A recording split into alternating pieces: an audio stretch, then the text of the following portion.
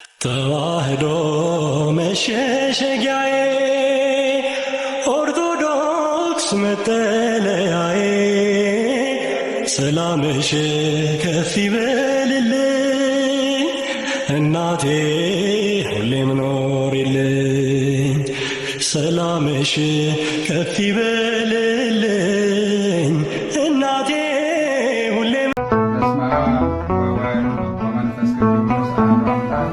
በመላው ዓለም የምትገኙ ሕዝበ ክርስቲያን በእግዚአብሔር ስም እንደምሰነበታችሁ። የሃምቡርግ ኪዳነ ምሕረት ቤተክርስቲያን አዲስ ሕንፃ ቤተክርስቲያን ከተገዛበት ከነሐሴ ወር አጋማሽ ጀምሮ አገልግሎት እንዲሰጥ ለማድረግ በሚቻልበት ደረጃ የእድሳት ስራ እየሰራን እንገኛለን። ሕንፃ ቤተክርስቲያኑ የተገዛው በአጠቃላይ በ1.5 ሚሊዮን ዩሮ ሲሆን 1 ሚሊዮን ዩሮ በባንክ ብድር የተሸፈነ በመሆኑ እና ይህንን ገንዘብ በየወሩ መክፈል የሚጠበቅብን ስለሆነ ገንዘቡ ብዙ በመሆኑ የእድሳት ስራውም ከፍተኛ ወጪ የሚጠይቅ ሰፊ ስራ በመሆኑ በመላው ዓለም የምትገኙ ምዕመናንን እንድታግዙን ጥሪ ማድረግ ማስታወስ አስፈላጊ ሆኖ ተገኝቷል። ይህንን በመረዳት ፈሳያን የቤተ ክርስቲያን ልጆች፣ ወንድሞች፣ እህቶች ለግንቦት 30 ቀን እሁድ በአውሮፓውያን አቆጣጠር ዩኒ 7 ወይም ደግሞ ጁን 7 ከ16 ሰዓት ጀምሮ የገቢ ማሰባሰቢያ ፕሮግራም አዘጋጅተውልናል። ስለዚህ በያላችሁበት ሆናችሁ እነዚህን ወንድምና እህቶች እንድታግዙልን እናንተም በረከት የምታገኙበትን አስተዋጽኦ እንድታበረከቱልን ይህንንም በማድረግ በረከት እንድትቀበሉ የታሪኩ ተሳታፊዎች እንድትሆኑ ከወዲሁ አባታዊ ጥሬን አስተላልፋለሁ። በገንዘብ በመስጠት መርሃ ግብሩን የተሳካ እንዲሆን በማድረግ ለምታግዙ ቤተክርስቲያንን ጥሪ ሰምታችሁ ምላሽ ለምትሰጡ መላው ሕዝበ ክርስቲያን በያላችሁበት እግዚአብሔር ጤናውን በረከቱን እንዲሰጣችሁ እንመኛለን። በጸሎታችን እናስባለን። እግዚአብሔር ይባርክልን። እግዚአብሔር ይስጥልን። ሰላም ቢንያም፣ እንግዲህ ሰሞኑ በሊቀ ጠበብት ዘሪሁን ሙላቱና በቀሲስ ደበነ ለማ ስለ ታቦት የተነሱ ሀሳቦች ይልቁኑ ሶሻል ሚዲያ ላይ የተነሱ ብዙ ነገሮች አሉና ስለ እነዚህ ነገሮች ምን ትላለህ? እስኪ ጠቅለል ያለ ሀሳብ እንድትሰጠን ነው ዛሬ ላገኘ የፈለግኩት። በስመ አብ ወወልድ ወመንፈስ ቅዱስ አሐዱ አምላክ አሜን። እንግዲህ ስለ ሁሉም ነገር እግዚአብሔር ይመስገን። ተክለ ሥላሴ እንግዲህ ዛሬ በዚህ ቀን ትልልቅ ነገሮች የምናስብበት ዕለት ነው። የቅዱስ ሚካኤል ወርኃዊ ክብረ በዓል እንዲሁም ደግሞ የአባ ተክለ ሃይማኖት የአጽማቸው ፍልሰት የሚታሰቡበት እና መሰል ነገሮች በቅዱስ ክርስቶስ ሳምራ የምናስብበት ዕለት ነው እና እንግዲህ ወደ አነሳልኝ ጥያቄ ስመጣ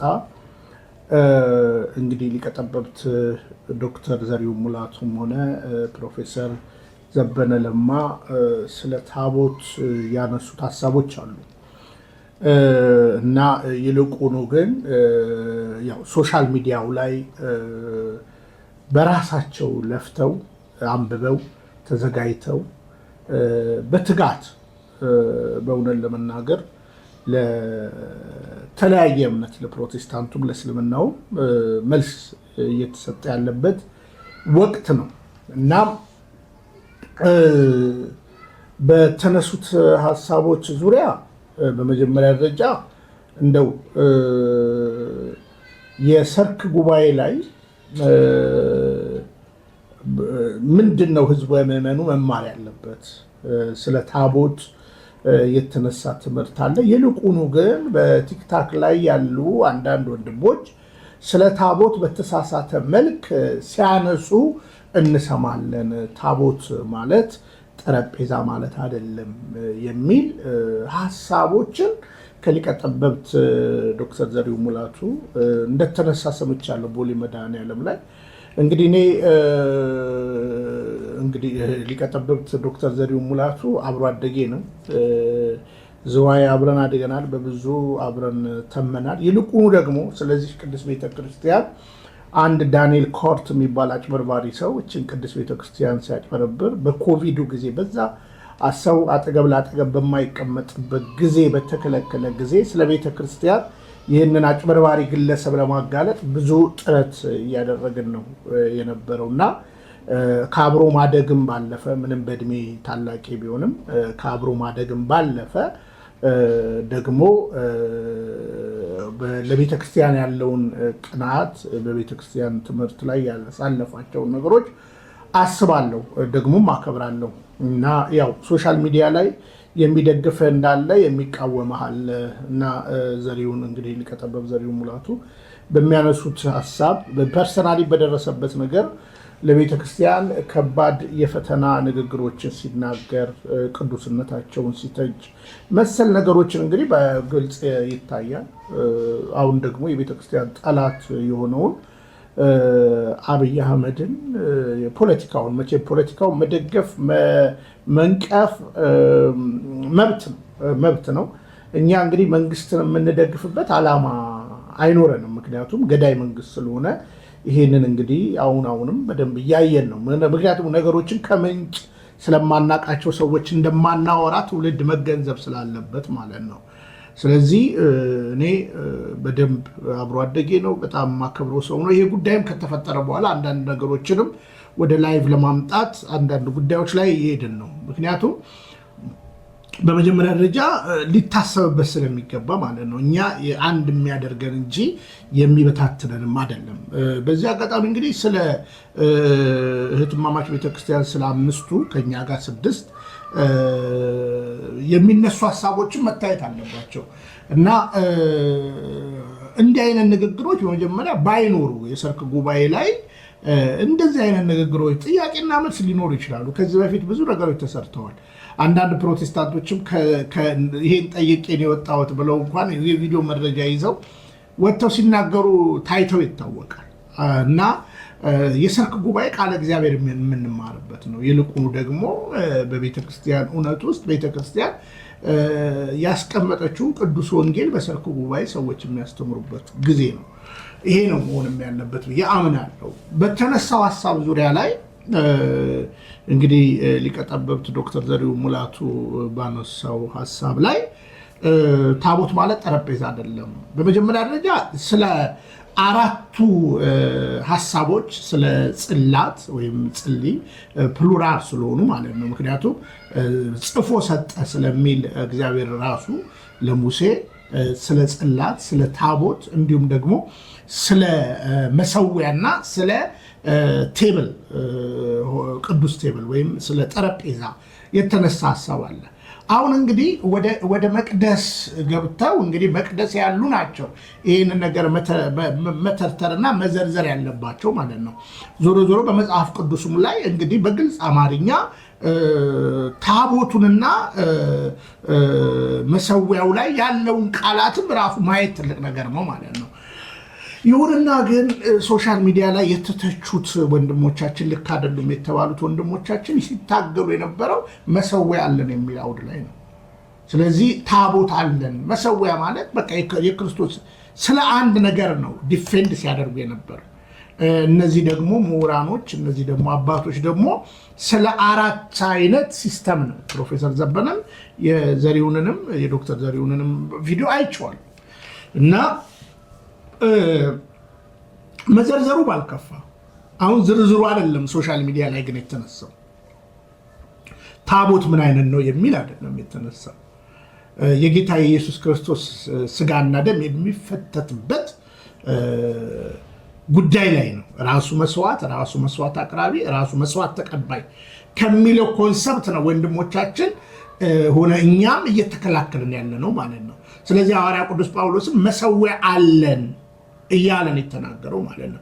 ስለሚሰዋውና ስለሚሰዋው እውነት ራሱ መስዋዕት አቅራቢ፣ ራሱ መስዋዕት ተቀባይ ከሚለው ኮንሰፕት ነው በዚህ በሶሻል ሚዲያ ላይ ያሉ ወንድሞች ስንናገርም ሲናገሩም የነበረው ማለት ነው እንጂ የታቦት ማንነትና ምንነት ምን ይመስላል፣ ታቦትና ጠረጴዛ ልዩነት አለው ወይ፣ ጽላት ምንድን ነው፣ እንደገና ደግሞ በግልጽ አማርኛ መሰዊያ ምንድን ነው የሚል እነዚህን እነሱ በ4 ያዩዋቸውን ወንድሞቻችን በአራት ይታያል የሚል አይደለም። እንዳልኩ ውይይቱ የነበረው ከኢአማንያን ጋር ነው፣ ታቦቱን ከማያምኑ ጋር። ለዛ እንግዲህ በንጽጽር የሌሎች ቤተክርስቲያናት ጉዳይ ተነስቷል።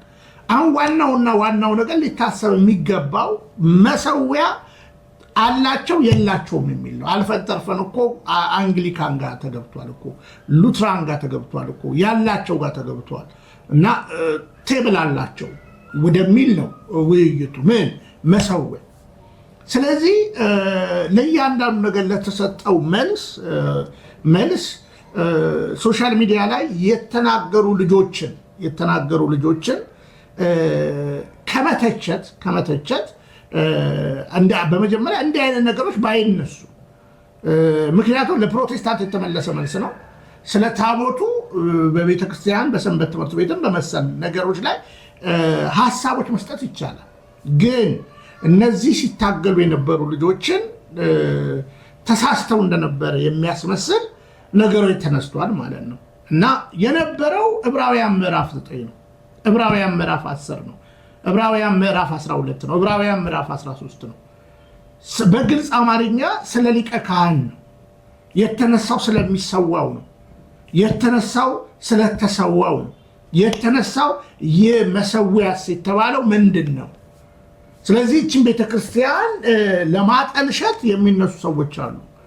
ከሁሉ በላይ ደግሞ በቤተክርስቲያናችን ውስጥ በሚስጥረ ቤተክርስቲያንም ሆነ በዶግማችን ላይ የተቀመጠው ሚስጥረ ቁርባንን አንተርሶ ለመናገር ነው፣ አማናዊነቱን ለማሳየት ነው። የጌታ ስጋና ደም የሚፈተትበት ተራ ቦታ አይደለም፣ መሰዊያ ያለን ብሏል ሐዋርያው ቅዱስ ጳውሎስ የሚል ነው የነበረው ነገር እና እንደዚህ አይነት ሀሳቦች በመጀመሪያ ደረጃ ሶሻል ሚዲያ ላይ ያሉ ልጆች የተናገሩትን ጽንሰ ሀሳብ ያለመረዳት፣ ሁለተኛ በአንዳንድ አባቶች የማየው ሌሎች እህት ቤተክርስቲያናትን ልክ ያላቸውን ነገር ልዩነት ኤክስትራ እንዳለን የማሰብ እና ለሌሎች አንዲት ቤተክርስቲያን የምትባለውን ክፍተት የመስጠት ነገር ይታያል። እኔ እንደምታውቀው ግብፅን አይቻለሁ። የግብፅ ቤተክርስቲያን የምንደነቅበት በሰማዕታት ደም የቆመች ቤተክርስቲያን ነች፣ ስቲል ማለት ነው። በግንቦት 2017 ዓ.ም እዛው መቅደስ ላይ ነው አጥፍቶ ጠፊዎች ያጠፏቸው። የሊቢያ ሰማዕታቶች እኛም እንደምናስባቸው የግብፃውያን ወደ 21 የሚሆኑ አንድ ሞሮኮን ጨምሮ ሰማዕታት የነበሩ፣ አንዳንዶች ግብፅንም በአግባቡ ሳያዩ ይመስለኛል የሚተቹት ማለት ነው። ስለዚህ የግብፅ ቤተክርስቲያን አላት የሚሰዋላት መሰዊያ አላት። ስለዚህ ጉዳዩ የመሰዊያ ሆኖ የግብፅ ቤተክርስቲያንን ግን በእውነት ለመናገር መንበረ ማርቆስን በአግባቡ መነጋገር ጥሩ ነው።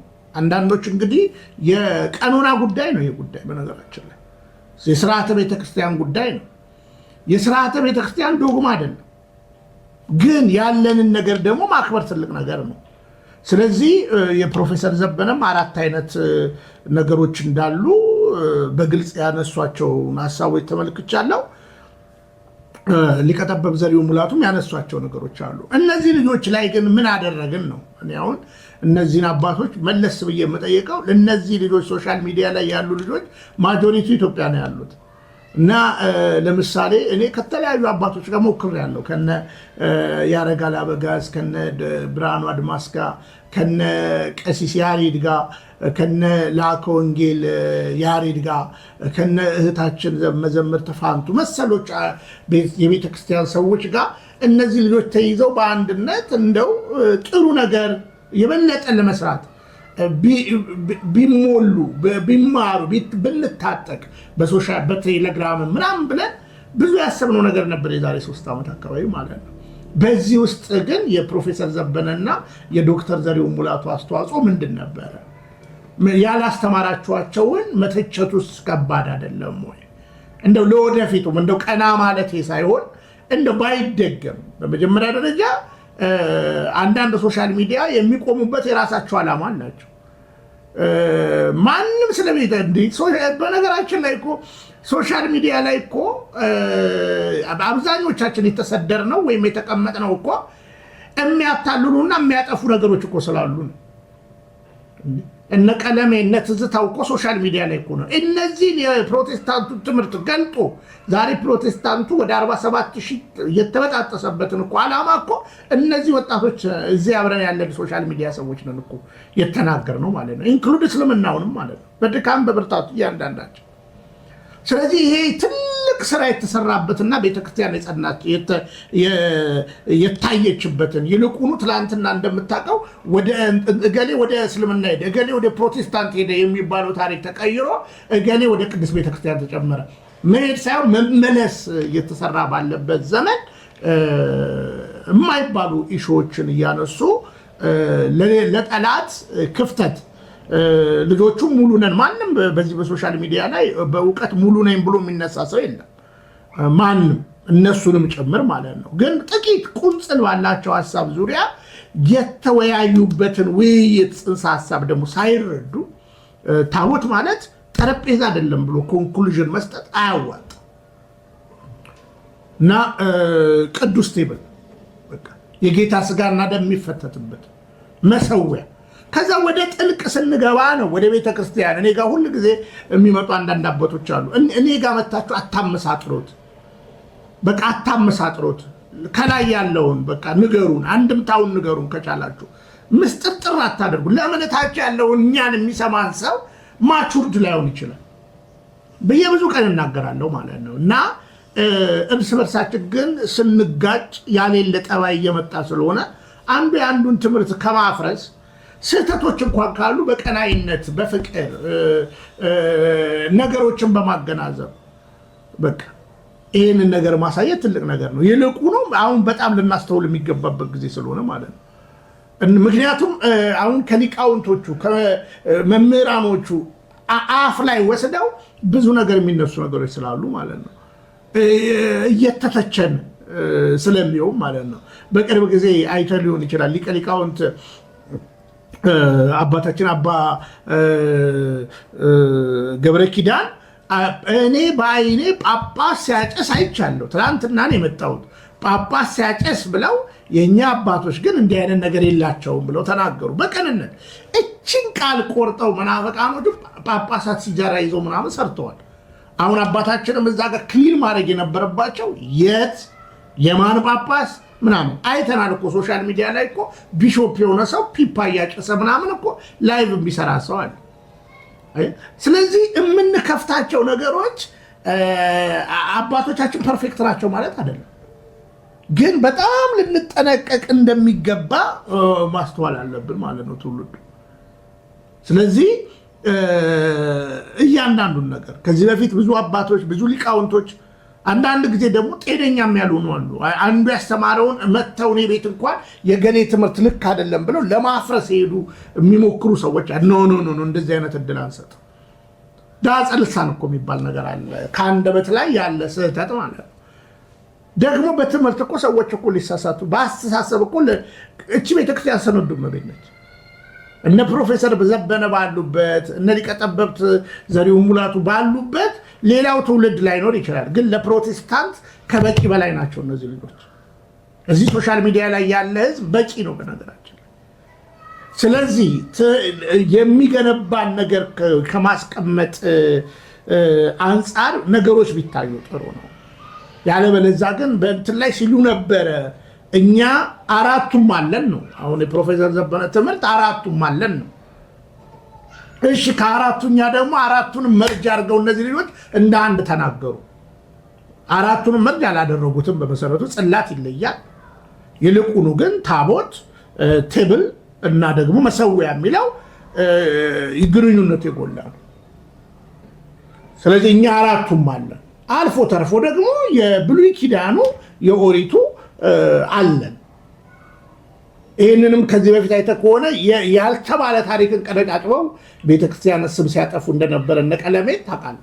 በአክሱም ጽዮን ያለን የብሉይ ኪዳን ታቦት አለን ለሙሴ እነ ባስልኤል የሰሩት እና እዛው እኮ የባስልኤልን እኮ በዘጸአትም በግልጽ አማርኛ እኮ 25 እና 35 ብታየው ሁለቱ ክንውኖች እዛው ጋር ከ1 እስከ 9 እና ከ10 እስከ 16 ላይ እኮ ተቀምጧል በነገራችን ላይ ማለት ነው። አሁን ጉዳዩ ግን ፕሮቴስታንት ታቦት ሌሎች የሏቸው የሚል ነው። መሰዊያ ሌሎች አሏቸው፣ አልፎ ተርፎ እኮ ሉትራናውያን አላቸው የሚል ነው። እነዚህ ልጆች በመረጃ ስናጋልጥ የነበር ነው። እስከ ቅርብ ጊዜኛ ዕጣን ማጠን እንዳለ እየተናገረን ነበር። ለሙግት የቀረበን ነገር ለሌላ ነገር ባንጠቀም ማለት ነው። እና መምህራኖቹን ቀና ብዬ ሳይሆን አንደኛ ሰርክ ጉባኤ ላይ የሰርክ ጉባኤ ቃለ እግዚአብሔር ቢሰበክበት አንዱ የሚተችበት ባይሆን በእውነት ለመናገር በቃ ዛሬ ዕለቱ እኮ በቃ በግልጽ ዛሬ አሁን ቅዱስ ሚካኤል ወራዊ በዓል ነው። ብዙ የሚታሰቡ ነገሮች አሉ። በዚህ ቀን እኮ ቅዳሴ አለ። በቅዳሴ ላይ የነበሩ ቃላቶች አሉ። ከዛ ቃል ተወስዶ የሰርክ ጉባኤ አስተማሪ ቤተክርስቲያን አስቀምጥ አይደለ? ያንን ብትማሩ አይሻል? እና የቦሌ መድኃኔዓለም ቤተክርስቲያንም ቆም ብላ ማሰብ አለባት። ምክንያቱም በቃ የሰርክ ጉባኤ ላይ ቤተክርስቲያን እኮ በግልጽ አማርኛ በግልጻዊ እኮ ያስቀመጠችው ትምህርት አለ፣ መጽሐፍ ቅዱስ አለ። ከአዲስ ኪዳን የጳውሎስ መልእክት፣ ከሐዋርያቱ አንዱ መልእክት፣ የሐዋርያት ስራ፣ እንደገና ደግሞ ምስባክ አለ። ከዛ በኋላ የዕለቱ ወንጌል አለ። የዕለቱ ወንጌል ለምን አይሰበክም እንጂ አንዱ ሲተች የሚመጣው ነገር ምንድን ነው? እውነት ለመናገር ማለት ነው። እና እንግዲህ እንዳልኩ ነው፣ የፖለቲካው ሀሳብ አለ። ፖለቲካውን አሳፋሪ ግንኙነት ላይ ነው ያለው። ከኛም ጋር ተጣብቆ የሆነ ነገር ሲያደርግ ለማድረግ ሲጠርታ ያለ የዛ ደጋፊ የሆኑ ግሩፖች አሉ። እንደነ ዳንኤል ክብረት፣ አሁን ዘሪሁን እኔ ነገርኩ አብሮ አደጌ ነው። ብልጽግናን ደግፎ ብዙ ነገር ግን አንድ ቀን ስለ አርሲ ሲጽፍ አላየሁትም። ወንድሜ ነው፣ አይ ሪስፔክት። ሌሎቹም ስለ አርሲ አንድም ሰው ሲጮህ አናይ። ስለ አርሲ ሳይጮህ ቲክቶክ ላይ መጥቶ ስለ ወንድሞች ስለተናገሩት ነገር መተቸት ይሄ የሚያስኬድ ነገር አይደለም። ብልጽግና ገዳይ ነው ብለናል። ብልጽግና አሁን እንኳን እዚህ በቺን አስገባት የወሎ ማለት ነው። ወሎ ላይ አሁን እያስካደሙ ነው ብልጽግናዎች። መቀኛናንሽ አላህ መጀን ማርተኛንም ድግምተኛንም አቃጣፊ ነገረኛ ወቴዋነች አትመለሽ በሩ ላይ ቁሚ አላህ መጀን ሸረኛ ሁላ ለዱላ ይሁን ገራዶ መጀን ገራዶ ረግረጉ ጉብሌው መጀን በዶቱም መጀን አላህም መጀን ቁርአንም መጀን ዝጊ የበላ መንጫውን ዝጊ የኸይር መንጫውን እየክፈቺ ቪዲዮ እንዲቱ ትዘንጊ በየበሩ ላይ ዘንግሽን ዘርጊ አላህዋ አማን እንሁን አማንተኛ ከልጆቻችን ባሮቻችን አማን ተወሎ አማን ተደሴ አማን ተሻዋ አማን ተገራዶ አማኑ ኢማኑ ለእኛ ይሁን የአማን ቤት ይሁን የአማን አገር የአማን ኑሮ አላህ ይስጠን። ወዲያውን የቻልዳውን ሸረኛ እንጂ እያስቀደሙ ስለዚህ መንግስቱን በሆነ ነገር ማቅናት ነው፣ እኛን በመከፋፈል እኛን የሆነ ነገር በማድረግ። ስለዚህ እኛ ደግሞ እዚህ ሶሻል ሚዲያ ላይ በትጋት እያለ ነው። አንደኛ ቤተክርስቲያን ትከበር ነው፣ ትምህርቷ ይሄ ነው እያልን ያለ ባክ ቱ ዘ ኦሪጂን ነው እያልን ያለ ነው። ስለዚህ እነዚህ ልጆች ያሌለ ነገር አልተናገሩም በሶሻል ሚዲያ ላይ። የግብፅ ቤተክርስቲያን መሰዊያ ያላት፣ የአርመን ቤተክርስቲያን መሰዊያ ያላት፣ ይሄን የተናገሩት ሙሉውን ቪዲዮ እኔ ጋር ነው በብዙ የተሰራው በነገራችን ላይ። ስለዚህ ባይ ዘ ዌይ ላስተዋለ ሰው ምንም እንትን የለውም። ግን ታቦት ማለት ጠረጴዛ አይደለም የተባለ የሚነገር ሐሳብ አራት አይነት ነገሮች እንደታሰበ በግልጽ ይታወቃል። እና ስለ ገበታ ማን ያጠዋል? በነገራችን ላይ ገበታውን እየገለባበጠ ተብሏል። ያኛው ግን መሰዊያ የሚቀርብበት በመቅደስ ውስጥ በቅድስት ውስጥ ያለው የንግዱ አይነት ነው። የንግዱ አይነት ነው። ጌታ የገለባበጠው አይነት ነው። የነጋዴዎች እኮ ነው እንግዲህ ለመስዋዕት የሚሆን የሚቀርብ አለ።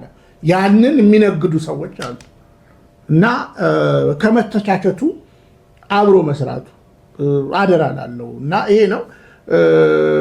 ከዛ በተረፈ ግን አሁንም አምስቱ እህት ቤተክርስቲያናቶች ላይ ክፍተት እንዳለ አድርጎ ዝም ብሎ ወሬ አለማውራት።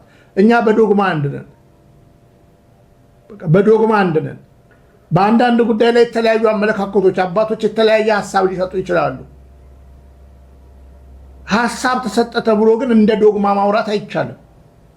ስለዚህ ቆም ብለው ማስተዋል አለባቸው። እዚህ ጋር ያሉ ትልልቅ የምናከብራቸው አባቶች ባይሆን ከውጭ ሀገርም ሲመጡ እነዚህ ልጆችን ሰብስቦ ለአንድ ቀንና ለሁለት ቀን ስልጠና መስጠት የአባትነት የወንድምነትን አዲስ አበባም ያሉት ሰብስበዋቸው ሞክረዋል እና ያደርጋል አበጋዝ አንዳንድ ጊዜ ልጆቹም ላይ እያዙ ይችላሉ። ሁለተኛ እነዚህ ልጆች በንባብ ነው ራሳቸውን ቢውልድ ያደረጉት። በንባብ የራሳቸውን ቢውልድ በራሳቸው የለፉበትን ነገር አክኖሌጅመንት በመስጠት እውቅና በመስጠት ደግሞ ቤተክርስቲያን እንዲትላለች ብሎ ስለ ልጆቹ ማሳየቱ የተሻለ ነው ብዬ አስባለሁ። ከዛ በተረፈ ግን በሰርክ ጉባኤ ላይ ቤተክርስቲያን በግልጽ ግልጻዊ ያላት ግልጻዊውን መስበክ ሲገባ የአንዱ ያስተማረውን የመተቸት ማለት ይሄ ከከፋፋይነት የተለየ ሀሳብ አይደለም ብዬ ነው የማምነው። ይሄንን በግልጽ አማርኛ ነው የምናገረው። በአንድ ሰው በኩል እንግዲህ ከቀሲስ ከሊቀ ጠበብት ዘሪሁን ሙላቱ ጋር ለመገናኘት ሞክራለሁ። አሁን ረዥም ጊዜያችን ነው ከተገናኘን። ስለዚህ እነዚህ ልጆችን ይቅርታ ጠይቆ በመሰረቱ ጉባኤውን የሰርክ ጉባኤ ማድረግ ይሻላል። አንዳንድ ሶሻል ሚዲያ ከማሽቃበጥና ለዚህ ለዩቲዩብ ከሚገኝ ቅራቅንቦ በመራቅ ቤተክርስቲያን ትከበር ነው። ከዛ በተረፈ ግን ዳንኤል ክብረትም ሆነ ዘሪሁን ሙላቱም ቢሆን ሌሎቹም ቢሆኑ ስለ ቅድስት ቤተክርስቲያን ግድ ብሏቸው ካልሰሩ ስለ አርሲ ካልጮሁ አሁን ሰሞኑን አይቻለሁ ዳንኤል ክብረት ወሊሶ አካባቢ አንድ ቤተክርስቲያን በአብይ በጀት ምናምን ይላል እና ተሰራ ብሎ አባቶቻችንን ወስዶ አባቶችም አንዳንድ ንግግር ሲናገሩ ሰምቻለሁ። እውነት ለመናገር በዚህ ያክልስ ገዳይ መንግስትን ማሽቃበጥ እኔ ያሳፍረኛል። በእውነት ለመናገር ትናንት የተናገራችሁት ሪል ነገር እየታየ አይደለ እንዴ? ኦሮሚያ ክልል ላይ እኮ አብይ አህመድ አንድ ቤተክርስቲያን ሰራ ብሎ ማሽቃበጡ ሳይሆን እኮ ኦሮሚያ ክልል ላይ እኮ የተዘጋ 341 ደብር አለ። በራሳቸው በአባታችን ያው እናስገባዋለን። በሰላሌ ክልል ላይ 122 ደብር ተዘግቷል። ያን መጥፋታችን ነው። ችላ የምትሉ ከሆነ እንደጠፋችሁ ነው። አሁን ህዝባችን መጥቷል፣ አውቋል። እኔ ግልም ነው ያለ አሁን የኛ እየተዘጋ ነው። በዚያ በኩል ያለ ችግሩን ታውቃላችሁ። ሰላሌ የክርስቲያን ሀገር እና እሱ አሁን መርባት 122 አብያተ ክርስቲያናት ተዘግተው ይገኛል እና ያሳፍራል። እና አንድ ቤተክርስቲያን እሱ ለጥቅሙ ነው፣ ለቱሪስት ገንዘብ ቢዝነስ ሊሰራበት ነው፣ ለማስክ ነው። ከዛ በተረፈ የከበረውን ነገር ለመስረቂያ ነው ይጠቀምበት እና የካድሬ ወሬን ይዞ እንትን ከማለት የአባቶች ትልቁ ድርሻ ለራሳቸውና ለመንጋው መጠቀቅ ነውና ኦሮሚያ ክልል ላይ የተዘጋ 341 ቤተክርስቲያን የት አለ ብለው ነው መጠየቅ ያለባቸው። እና አላየውም ነበር ምናምን ይለዋሉ። እንግዲህ የፍራሽ አዳሽ ቡድን እናውቀዋለን። በጳጳስ ደረጃ ራሱ የተለከፉ እንዳሉ እናውቀዋለን። ስለዚህ ቤተክርስቲያን ትከበር ነው እያለን ያለ ነው። እና አንዳንድ አባቶች የሚሰሩት ነገር ያስቀኛል ማለት ነው። እና እርግጥ ነው ከተወገዙትም በ325 አባቶች እንደነበሩ አንረሳም ማለት ነው። እንኳን እነ ዳንኤል ክብረትን ቀርቶ ማለት ነው። እና ቤተክርስቲያንን ለፖለቲካ አጀንዳ ፍጆታ አትጠቀሙባት። እርግጥ ነኝ ያው የመልስ ምት ትላንት መተክ ምናምን እንደሚሆንም እኮ አውቃለሁ። እኔ አትሞቁኝም አትበርዱኝም። አብይ አህመድ ገዳይ ነው።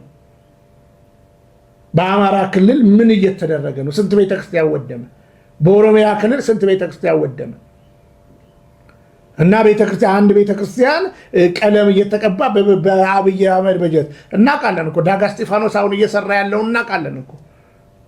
ምን ሊያደርግ እንዳሰበም እናውቃለን በነገራችን ላይ። እና እውነትን እውነት ማለት ነው። ጫማችንን ደግሞ በህብረተሰቡ ውስጥ ከተን ደግሞ አንዳንድ ነገሮች ማየት አለብን። መኖሪያ ቤት እየፈረሰ የሰው መኖሪያ ቀየው እየፈረሰ ሳር እየተተከለ ልማት አለ እንትን ሆኗል።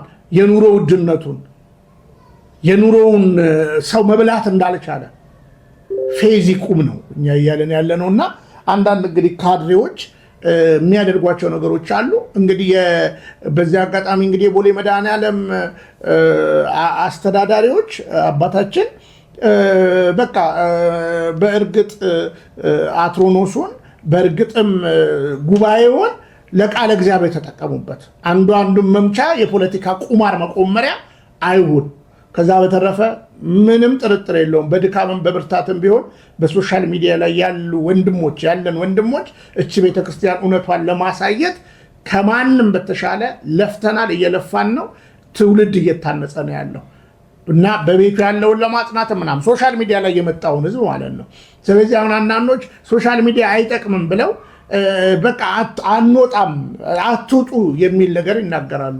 በመጀመሪያ ደረጃ እኛ እኮ የወጣውን እኮ ለመመለስ እኮ ነው እየገባን ያለ ነው እንጂ እኮ በእውነት ለመናገር ምንም ሌላ ነገር ሆኖ አይደለም። ፕሮቴስታንቱ ኤሌክትሮኒክስ ሚዲያ ስለሚጠቀም ያንን እውነት ለማሳየት ነው። በዚህ ደግሞ ቤተክርስቲያን እነዚህ ወንድሞች አስከበሩ እንጂ አላዋረዱ እና አስተዋጽኦ ብታደርጉ ጥሩ ነው። እኔ አሁን ፕሮፌሰር ዘበነ አይ ሪስፔክት ዩ፣ ግን ኢትዮጵያ ስትመጣ እውነት ለመናገር ምንም ችግር የለብም፣ የገንዘብ በጀት ምንም ችግር የለብም።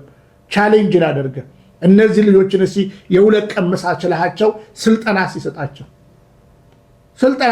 ይሄ ነው አባትነት። በነገራችን ላይ ትችላላችሁ።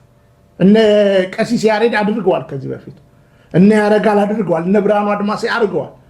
ይሄንን ነው ማድረግ ያለባችሁ። ስህተቶች እንኳን ቢሆን በውስጥ ነው መነጋገር ያለብን፣ ኖሮ አይደለም። እናንተ በአራት ታሰባችሁት፣ እነዚህ ደግሞ እንደ አንድ መሰዊያ በሚለው ነገር ታሰበ። ከዛ በተረፈ የላቸውም የኛ አይነት ብሎ ደግሞ ራስን ላይ መቆለልም አይጠቅምም። ቤተክርስቲያን አንዲት ስለሆነች ማለት ነው። አንዲት ስለሆነች ማለት ነው። እንትና የለውም እንትና አለው ምናምን ብሎ ማለት ነው። አለቀ። መሰዊያ ያለው ሁሉ የጌታ ስጋና ደም የሚፈተትበት ያ ነው ትልቁ ዋና ሀሳብ። ስለዚህ ወደ ቅድስትና ወደ መቅደሱ ያለውን ነገር አይደለም ውይይቱ። ቅዱሱ አማናዊ የሆነው የጌታ ስጋና ደም ስለሚፈተትበት መሰዊያ ነው ንግግሩ የነበረው። አንዳንዶች ታቦት ብለዋል። ታቦት ይሉታል። የቃሉን ነው። የቃሉን ስንጠቃም አያስፈልገንም። እንዳልኳችሁ ለፕሮቴስታንት ጥልቅ ትምህርት ስለማያስፈልግ ማለት ነው። እና በአጠቃላይ የኔ ምልከታ ይሄ ነው። አባቶች ብትታቀቡ ጥሩ ነው። እኛም ቀና ማለት አንፈልግም። ስለዚህ ከዛ በተረፈ ግን እልህ ከሆነ ምንም ችግር የለውም። ማን እንደተሳሳተ ማየት ሁሉ ይቻላል ማለት ነው። እልህ ከሆነ ማለት ነው። ግን አይጠቅምም። ለሌላው እድል ለሌላው እየተጫወታችሁ የሚያስመስል ነገር ልንገነዘብ እንችላለን። ስለዚህ ቤተክርስቲያን ትከበር፣ በግልጻዊ መሰረት ያንን ስበኩ፣ ያንን አስተምሩ። ከዛ በተረፈ ግን በሰንበት ትምህርት ቤት በተለያየ ቦታ ላይ ይሄን ነገር አድርጉ።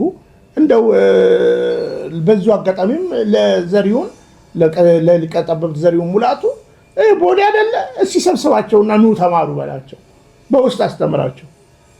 መገባባቱን ትላይለ ሶሻል ሚዲያን ለእግዚአብሔር ክብር ነው መጠቀም ያለብን፣ ለቤተ ክርስቲያን ጥቅም ነው ማድረግ ያለብን። አሁንም ታቦት ጠረጴዛ አይደለም ብሎ ውስጥ ከመገባባት በአጭር አማርኛ ቆም ብሎ ማስተዋሉ ጥሩ ነው። ብናጠፋ እንኳን ቢያጠፉ እንኳን እነዚህ ልጆች ሰው የሚቃናበት መንገድን መምረጥ ትልቅ ነገር ነው። ከዛ በተረፈ ይሄ እንግዲህ የካድሬነት መንፈስ አንዳንድ ሰዎች ላይ አለ። ብልጽግና ገዳይና አራጅ ሆኖ ብልጽግና ጥሩ ሰርቷል ብሎ እንትን ማድረግ ማናፈስም ጥሩ አይደለም። የምንለያይበት ትልቅ ነገር ይሄ ነው። በነገራችን ለሚያጠፋን መንግስት ማሽቃበጥ፣ ለሚያጠፋን መንግስት ትክክል ሰርቷል ብሎ ማሽቃበጥ፣ ይሄን አበክሬ ነው የምናገረው። 341 ቤተክርስቲያን ተዘግቶብን አንድ የሆነ ወንዝ ዳር ያለ የድሮ በ14ኛው መቶ ክፍለ ዘመን ላድስ ብሎ ዳሜጅ እያደረገ ላለ መንግስት ማሽቃበጡ ምንም አይጠቅመንም። ምንም ጀግና ከሆነ አብይ አህመድ፣ ጀግና ከሆነ ዳንኤል ክብረት የተዘጉትን 341 ደብሮች ያስከፍትልን። በሰላሌ ይኸው እናስገባዋለን ቪዲዮ። በሰላሌ 122 ደብር ተዘግቶብናል። እና ቤተክርስቲያን ልታሳጡ አትሞክሩ ነው የኔ ምልከታ። ከዛ በተረፈ በዚህ ሶሻል ሚዲያ ላይ ያሉ ወንድሞች በድካም በብርታት እየተጣላንም እየተስማማንም እየተጋጨንም እየተዋደድንም እንደሆነ ሆነን ሰዋዊነታችን በማስተዋል አሁንም የዚህ የሐሰተኛ አስተምሮን ጉዳይ መግለጥና ማሳፈራችንን በትጋት እንቀጥል። በተለያየ ጎራ ተሰማርታችሁ ላላችሁ እስልምናውም ላይ ፕሮቴስታንቱም ላይ ሌላዎቹም ላይ ኤቲስቶቹም ላይ እየሰራችሁ ያላችሁ ወንድሞች በርቱ። ለጮህ ሁሉ መልስ አይመለስም። አረቦቹ እንደሚሉት ግመሎቹ ይሄዳሉ ውሾቹ ይጮሃሉ ስለሚል ፕሮቴስታንቱ ፍራሽ አዳቹ ጮኸ ተብሎ ምንም የሚቆም ነገር የለም። ሞራሊም ምንም የሚጎዳን ነገር የለም። አባቶቻችንም ይቅርታ ብትጠይቁ ደግሞ ለእናንተ ከሌላ እንዳትፈረጁ መልካም ነው ብዬ አስባለሁ። ይሄ ነው እንግዲህ የኔ ሀሳብ።